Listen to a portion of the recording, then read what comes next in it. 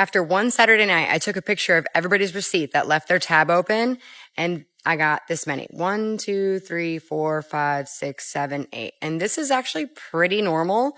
We add a 20% tip to anybody that left their tab open. When they come get their card the next day, they're always like, do I have to close anything out? And I'm like, nope, you're all good. There's a sign right there saying that we added 20% gratuity because you left your card and you're closed out. So have a great day. Thank you. I keep getting comments like this throughout the whole last video that I did. You know what I'm going to do? I'm going to do a video and I'm going to make a cocktail and then I'm going to show my other self drinking the cocktail. It's actually going to be a mocktail version of that cocktail, but it'll look like the cocktail.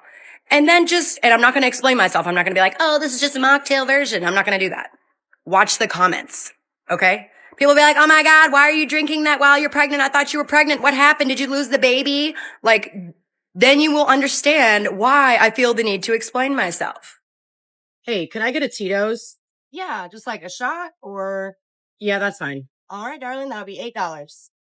What is this? That's a shot of Tito's. Is that not what you wanted? Well, can I get some ice at least?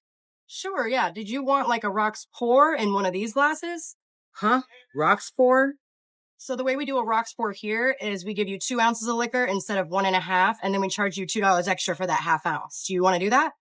Yeah, I'll do that with a lime. You can have that back. Okay, I'll fix it for you. All right, there you go, love. That'll be $10. Yeah, that's more like it. See, that wasn't that hard. Hey, Michelle, can you add Hunter's drinks to my tab and then close me out? Oh, yeah, okay. I could do that. What's so funny? It's just because every time she comes in, it seems like somebody always ends up paying their tab. So I just know she's going to say something. All right. Thanks, Reagan. Have a good night. Thank you. And she's nice. I like her. Oh, shoot. It's 11 o'clock. Hey, Michelle, can I close out my tab? You don't have a tab. What? I don't have it. Who did that? It was Reagan's fault this time. Oh, she did. Oh, thank you, Reagan. I appreciate that. Every time I come in here, somehow I never have a tab. Like, I just want to pay for my own drinks. I guess we all just love you, Hunter. All right. Well, I'm leaving. Bye, y'all. I love you too, Reagan. Get home safe. I got to get out of here too. Michelle, this is for you. Thank you so much. Aw, thanks, girl. And we all do love you. So trust me, it's a good problem to have. I'll see you next week. Here he is. Can I get a ranch for my table? Got what I need. What's up? Table 43 needs a ranch for their fries. Michelle, you know you have to ring that in. Where's your ticket? Come on, please. If I ring it in, it's going to charge them for it, and that's going to affect my tip. Well, if I just gave free extra dressing to everybody who wanted it, that would affect my food costs. Unless the food item comes with the dressing, you have to ring it in.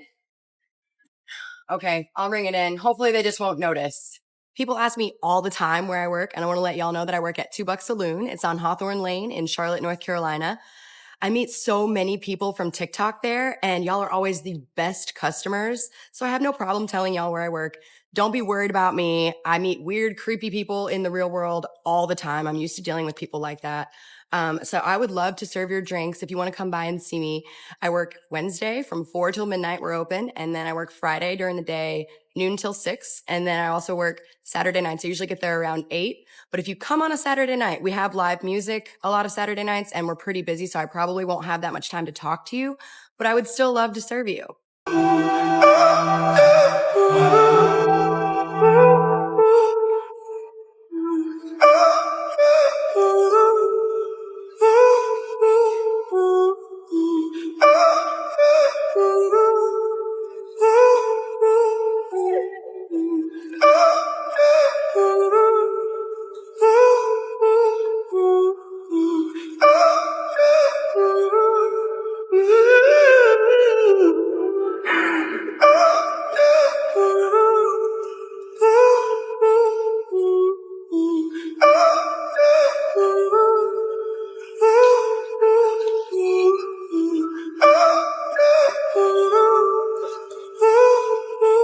If you've ever been to a bar when a bartender runs out of a bottle of liquor and you've ever seen them hitting the bottle like this before they throw it away, they are hitting the tax stamp. In North Carolina, we have to pay taxes on all the liquor bottles that for resale at the bar. And the reason we have to hit the stamp is so that you don't refill the bottle with like a cheaper version. Like say we refilled this with like Sherry Burnett's. Sometimes they'll send in undercover ALE agents, alcohol law enforcement agents, to sit there and watch us. And then once we run out of a bottle, if we don't immediately hit the sticker and then throw it away, we get fined. Hey, can I get a Juicy J? Is it Juicy J? That'll be $6 left. Thank you. Can I also have a shot of Fireball? All right, I got you. Shot of Fireball. That and the Juicy J is going to be 13. Okay. Can I get a shot of Jaeger too? A shot of Jaeger too? I got you. There you go. All that all together is $20. Thanks. I also need a white zombie. Okay, I can do that. But is that going to complete your order? Yeah, that's going to be it. Okay. I was just making sure. White zombie, that'll be 26 altogether. And the way that you just ordered those like all separately from me is called string ordering. If you just ordered it all at once, I could have poured the 2 shots at the same time, the 2 beers at the same time, and you would have already been over at your table like 4 minutes ago enjoying your shot and your beer with your friend. So next time, just order it all at once, okay? What's so funny about this is that you don't know something until somebody tells you. When I turned 21, my dad took me to Total Wine and bought me like 10 bottles of wine and a wine rack and everything. And I was so excited to try each wine that I opened like 4 of the bottles the day that I got them so I could have a glass of each one. And then I tried to drink them like a week or 2 later. And I was like, why do these wines taste so bad compared to when I first had them? Yeah, it's because I didn't know wine goes bad like 3 or 4 days after you open it. This is another thing that they don't tell you about. After I gave birth, she was like, I'm just going to press on your stomach, make sure that there's no clotting. So she pushes down on my uterus. I wanted to punch her in the face. I know she's just doing her job, but that was probably, I cried. I definitely cried, okay? Probably worse pain than the contractions. Luckily, it is over pretty soon, but I have never tried this combination, and so we're going to try it and see if it tastes like Pop Rocks. So I'm going to do 1 shot of vodka. Then so she says razzmatazz, which is a raspberry liqueur, and I have raspberry schnapps. It's almost the same thing. We're just going to do that. And then put some Sprite. Moment of truth right here.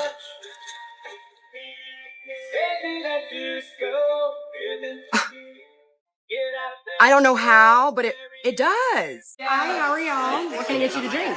Hey, what you getting, babe? Yeah, I'm gonna get a Crown and Coke. Okay, Crown and Coke like last time. Do you still need a minute? Yeah, I'm not really sure what I want yet. Okay, well, do you like sangria? Because I made the lady he was here with last time a white peach sangria, and she really liked it. Ooh, wait, lady he was here with last time. Hold up, who were you here with? It was nobody, baby. It was just a friend from work. We were just playing pool together. No, this ain't her fault. Don't be looking at her like that. This is on you. Okay, I'll give you all a few minutes.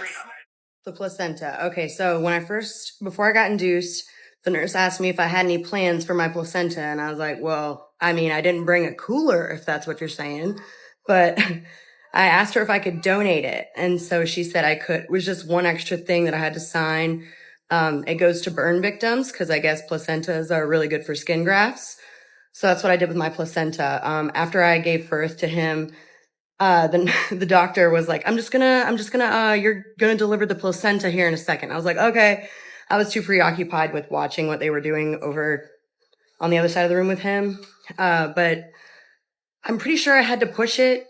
I don't actually remember. I don't know if like my contraction just pushed it out. I remember it coming out and me being like, oh my gosh, it's huge. That was in there too. Did I poop? Yeah, I did. It was one of my fears. Like I didn't want to poop on the table. Like I was nervous about that. But in the moment I would be pushing and she was like, okay, whenever you push it, guys, if you're a guy, you might want to scroll. Can't say I didn't warn you. Whenever you're like on the toilet and you like push your tampon out, and I was like, yeah. And she said, I need you to push like that. And I was like, but that's when I'm pooping. She was like, it doesn't matter. We're going to get this baby out. So then I'd start pushing and I could feel like the turtle head like coming out. Like I can't explain how I could feel it. And yet I didn't really feel pain like that. But I could feel it coming out, and she'd be like, yes, just like that. I can see he's coming down. I can see the top of his head. And so I'd be like, well, I guess she doesn't care.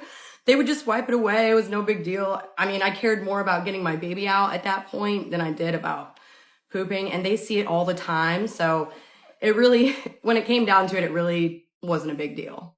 So I know that I can't be mixing drinks and stuff in the hospital after he's born, but I did want to have the option to be able to have a drink in the hospital if I want to. So I did buy this mini bottle of Jaeger to pack in my hospital bag because one of my pregnancy cravings has been Jaeger. And it's so weird, I know, because it just smells so good to me. And I've never liked it before. And I'm not even sure I'll even want this when he comes out. But like I said, I do want the option. Hi, we want to get 2 cranberry vodkas. Okay, do y'all have your IDs? Oh, yeah. Do you have your ID? Here you go. Yeah, hold on, let me find it. Thank you. Yeah, this is definitely not her. So are y'all really good friends?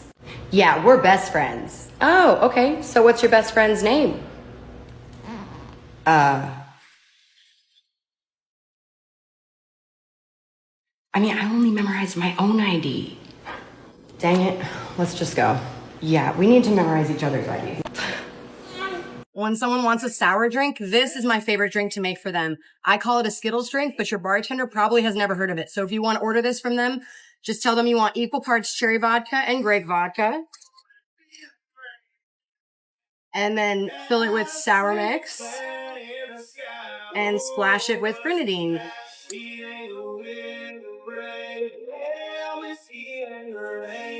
Skittles drink. I did tear.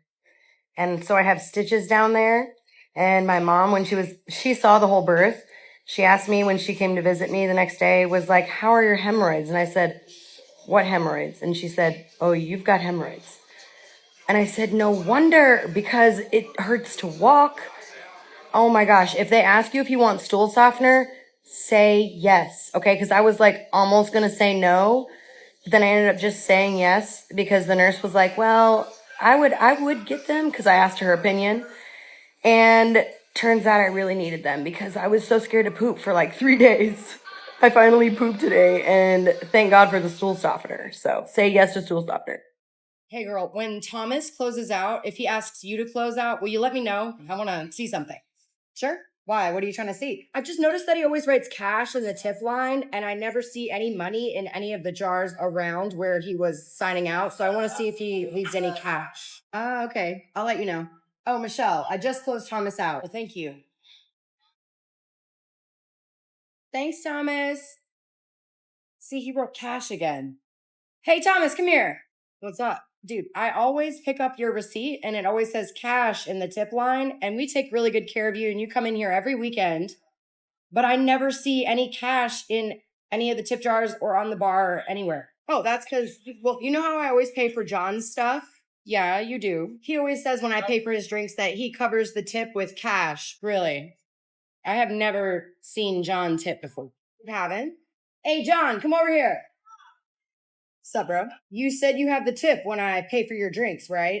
Yeah, I tip cash when I'm on my way out.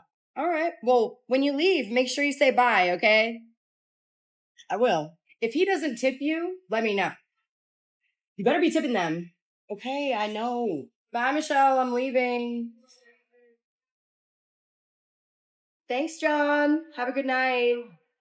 I swear, that was probably the first time he's ever tipped. Since so many people want me to comment on this, I'm gonna. I gave my life to Jesus when I was 21 years old. So I decided after that point in my life that I would never get an abortion. But was there ever a point in my life when I would have had I gotten pregnant? Yeah. Look, I'm not the judge. Okay. What you do with your body is none of my business. And I don't think we as women should be told what to do with our bodies. I believe that we're going to be held accountable for every decision we've made in our lives. And God gave us free will to be able to choose that. So we shouldn't have to have somebody else choose that for us. There are so many situations that these people are not taking into consideration, like topical pregnancies. What if you got raped? On the flip side, I know somebody that has had 16 abortions. At that point, it's a form of birth control. I don't agree with that, but you can't draw the line like, oh, you've had this many, now you can't have, like what?